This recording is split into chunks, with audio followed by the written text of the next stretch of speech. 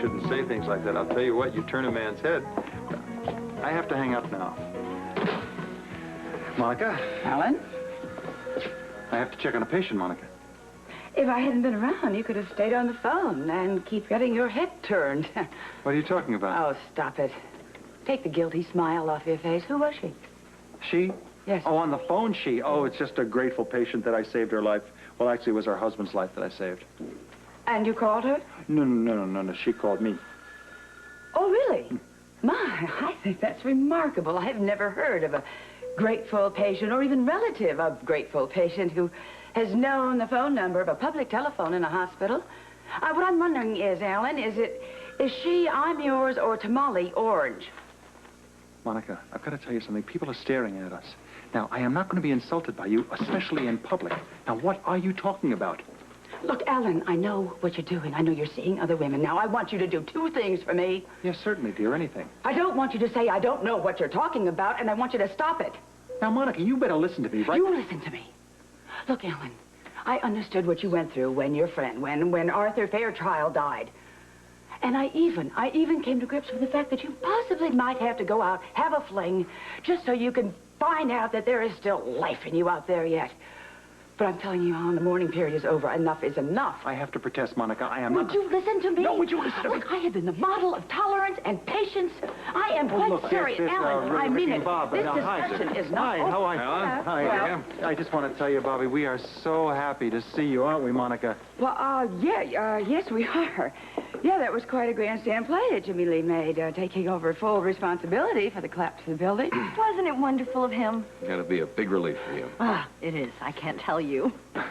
Yes, well, I mean, I really thought that you being liable for it in the first place was, I mean, how you could be beats me. Well, there are strange technicalities in the law, Monica.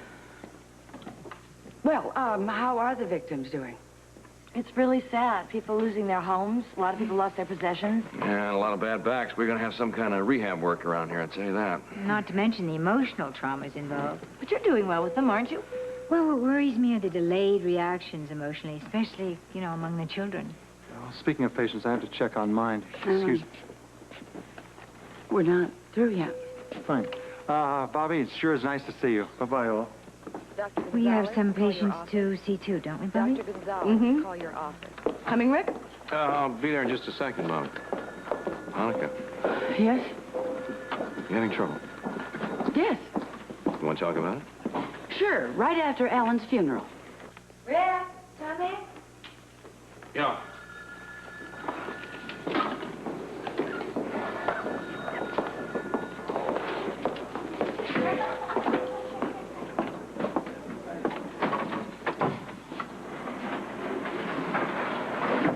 I wanted to go up. I guess I pressed the wrong button. You going up, darling? Yes, alone. Get your own elevator. Nurse Arrington, Nurse Cochran, report to Dr. Moody's office. Nurse Arrington, Nurse Cochran, report to Dr. Moody's office. Alan, have you seen Felicia? What's the matter, son? No, why? What's the matter? I beg your pardon? I'm sorry. I was thinking about something else. Why do you want to see Felicia? Well, I just wondered how the poor thing was holding up, Frisco on the run, Lord knows what else. Sean Donnelly's business affairs must be in a shambles with her in such an emotional state. I want to tell you something. You better keep your hands off all of Sean Donnelly's business ventures until I get my profits out of that hospital ship, you hear? Well, Alan, do you think such a thought would ever enter my head? I mean, with her rendered so helpless with all her personal problems? Yes, I do. Well, Donnelly was a fool to give a power of attorney to a child. She's not a child. She's a very capable young woman. She just happens to be extremely vulnerable right now. Yeah, well, I assure you, my heart goes out to her. Your heart is set for the kill. Stay away from Felicia. The fact that Ginny and Rick are together and happier than ever is really a miracle. Yeah, I suppose so. Well, I think the power of love is actually a miracle. Well, I was thinking of you and Lila, Edward. Oh, well, no, Lila is a wonderful, wonderful woman. Yes, and she certainly has put up with you. And my love for her never wavered, and she's well aware of that. I think you're possibly right. I don't like being ignored. I'm here. Look, we have visitors. Well, hello, you two. Hi. Hello, Monica, Edward. Oh, forget about me. I'm not even here. This is the one I wanted to see. Jimmy Lee, I have to have a very serious business talk with you. I can't tonight. I got a business meeting downtown. Well, I'll ride with you. We can talk on the way. I want to bring something up at this point. No, you don't. Oh, yes, I do. I want to tell the both of you, you better not start scheming trying to gobbling up any of Donnelly's business ventures, because I'm warning you, you better not do it until I get my profits out of the hospital ship. Okay, we're warned. Are you ready to leave, Jimmy Lee? Wait a minute, before I forget. Is it okay if Jimmy Lee and I stay on at the gatehouse a little longer if it's necessary? For free? Well, Edward, this is your beloved son. My son, yes. Beloved, I don't know. Is it true, Jimmy Lee, you are going to pay off all your debts? I mean, without even going to court? If possible, I'll pay what I owe, yes. Yeah, well, that's guts anyway. That's my husband. You know? It's so nice to be proud of one's husband. You ready? Right on. Okay. See you later. All right. Don't forget about the warning. Yeah. Celia, listen, I want you to know you can stay at the gatehouse for just as long as you need to stay. Thank you. Oh, I sure hope that Scorpio finds Donnelly real soon. I'll tell you what, Donnelly could outwit the two of them even from prison. Wonder how Robert's doing in the search. I'm telling you, I will not file for bankruptcy. As your attorney, it's my obligation to present you with all the alternatives. You're paying me to give you advice. Why won't you take it? Because he's a pig-headed fool. You know, it's one thing to be noble and take on the suffering of people who have been victims. It's another thing to throw away a fortune without even putting up a fight for it. If you don't protect yourself somehow, you could wind up so deeply in debt, you'll never get it. Fine, so I'll be in debt. I'm not going to cop out on this one, and that's what it would be if I filed for bankruptcy. Copping out? The law allows people to go bankrupt. It is there to protect you from losing everything that you earn in the future because of one unfortunate accident like this. He's right, Jimmy Lee. Everyone knows it was just a legal technicality that makes you responsible. Oh, is that a fact? What if somebody would have died? Would you still call it a legal technicality? The point is no one died. Yeah, but a lot of people were badly injured, and all of them lost their homes. You don't have to be a martyr over this. Tell him, will you, Celia? Yeah. Yeah, tell me. I want to know what you think. I don't know. You don't know? You must have an opinion. Do you think I'm right or do you think I'm wrong? I just said I don't know. But I do think you're going a little overboard on being honorable. Excessive is the word.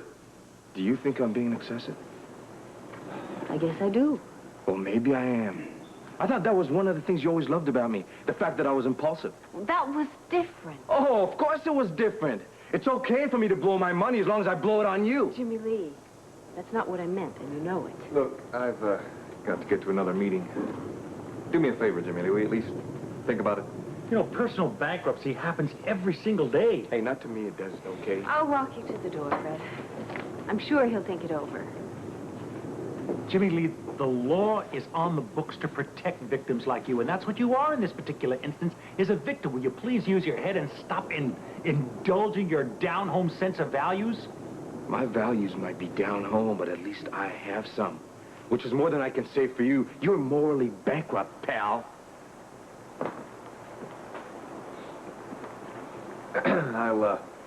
I'll call you. Well, would anybody like some coffee? Not for me, thank you. Where were you last night? I was trying to save a little girl's life. Where were you last night? You don't really want an answer to that, do you? Will you keep out of this? Hey, what is going on down here? We heard shouting. Oh, just the usual snarling and scrapping that comes from being in a den of little foxes. I'm trying to stop Jimmy Lee from committing financial suicide, that's all. Suicide? What do you mean, dear? All I'm trying to do is the right thing with these lawsuits. He refuses to file personal bankruptcy because it would offend his honor. Offend your honor? What kind of rubbish is that? Celia knows what I'm talking about. Yeah, well, I'm glad somebody does. I have a feeling you've been listening to that lightweight Don Quixote, Buzz Stryker. Speaking of the good doctor, where is he when his best friend needs him? Probably being the good doctor that he is. Probably taking care of people down at the Asian quarter. I don't know why you two care that I go bankrupt. It's my money I'm It's losing. Quartermain money. And it's unthinkable that a member of my family would throw away millions of dollars. And what about Celia? Have you thought how this is going to affect her? I'll always take care of Celia. She knows that. Oh, really? In Yeah. the style in which she's accustomed? Not likely. Poverty can have a disastrous effect on your marriage. Especially a girl like Celia, who's never known one day of deprivation in her entire life. I mean, you're not even going to have a home to give her. I might not be able to afford a mansion, but we won't starve as long as I got my hand and my strong back, okay? Oh, that's what you're offering the woman you love. Marriage to a common laborer. There's nothing wrong with a hard day's work, Edward. Nothing. Nothing's going to change the fact that we love each other. And how long you think love's going to last when you're up to your neck in debt? When you don't have the money for furs and mansions and cars and trips around the world? Your marriage can turn into an ugly affair That'll end in disaster. Alan's right. You better think of your marriage, Jimmy Lee. I mean, don't destroy it because of something like this. You know what? The age-old expression, Jimmy Lee, charity begins at home. It's a good time to think about it right now. Oh, that's funny. Bobby said the same thing this morning.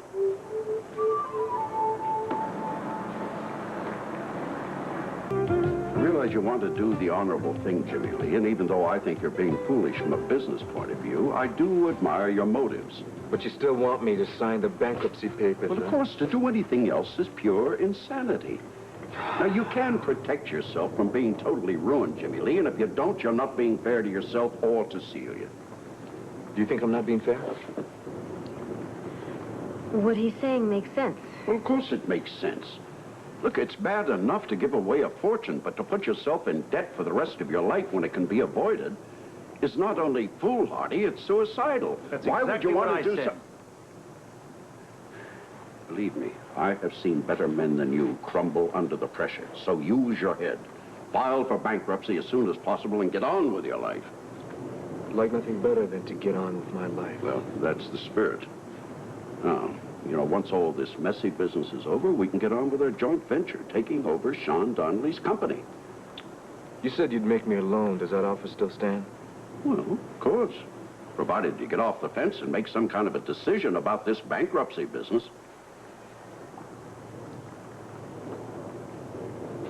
I'll think about it.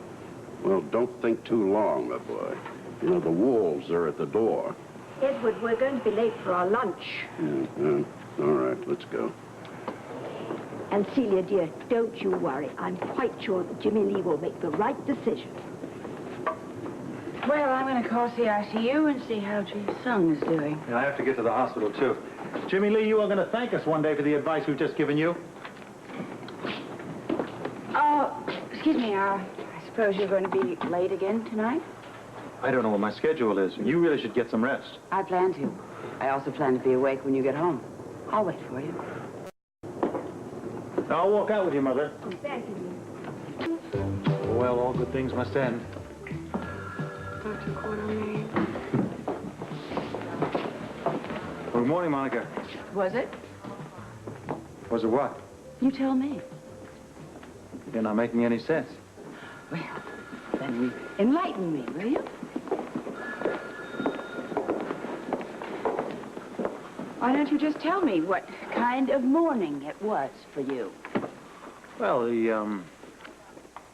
tell you the truth, I was up since the crack of dawn. Bull, you didn't even come home last night. Well, really, the truth is I was playing poker all night. Oh, must have been stud poker. Don't lie to me, Alan. I know damn well what you've been up to. Whatever it is you think you know, Monica. I do know. Very well. Now, I've given you notice, Alan. Now I'm giving you a final warning to stop fooling around behind my back. I've had it. You're making assumptions, Monica. I have to leave. We will continue this later.